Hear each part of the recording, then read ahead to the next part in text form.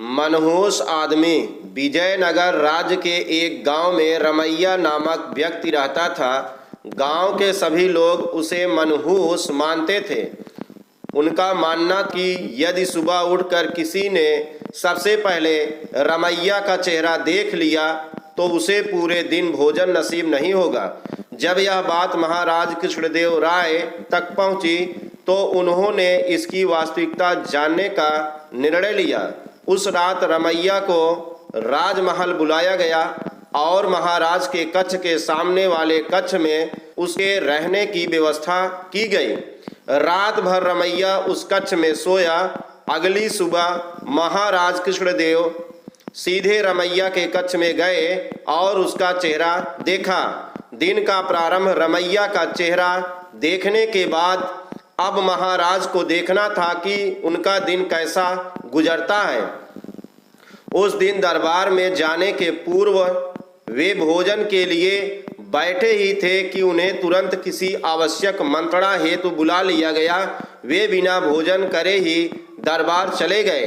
दरबार की कार्यवाही जो प्रारंभ हुई तो देर रात तक चलती रही। दरबार की कार्यवाही समाप्त होते तक महाराज कृष्णदेव राय को जोरों की भूख लग आई थी। जब उन्हें भोजन परोसा गया तो उन्होंने देखा कि उनकी थाली पर मक्खी बैठी हुई थी। उन्होंने भोजन छोड़ दिया और अपने शयन कक्ष चले गए। कुछ देर बाद रमैया जब पुनः भोजन बनाकर लाया तब तक उनकी भूख मर चुकी थी। वे बिना खाए ही सो गए। अब महाराज को विश्वास हो गया कि रमैया मनहूस है। उन्होंने उसे फांसी पर चढ़ा देने का आदेश दिया। रमैया की फांसी की बात जब उसकी पत्नी तक पहुंची तो वह रोते रोते तेनालीराम के पास गई और उससे सहायता की गुहार लगाई। तेनालीराम ने उसे आश्वासन देकर घर भिजवा दिया। अगली सुबह जब सैनिक रमैया को फांसी पर लटकाने ले जा रहे थे तो रास्ते में उनकी भेंट तेनालीराम से हुई। तेनालीराम ने रमैया के कान में कुछ कहा और चला गया। इधर फांसी गृह पहुंचने के बाद सैनिकों ने रमैया से उसकी अंतिम इच्छा पूछी।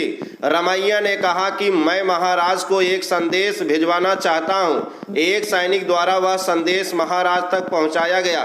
संदेश इस प्रकार था, महाराज, सुबह सबसे पहले मेरा चेहरा देखने से किसी को पूरे दिन भोजन नसीब नहीं होता, लेकिन महाराज आपका मुंह देखने पर तो जीवन से हाथ धोना पड़ता है।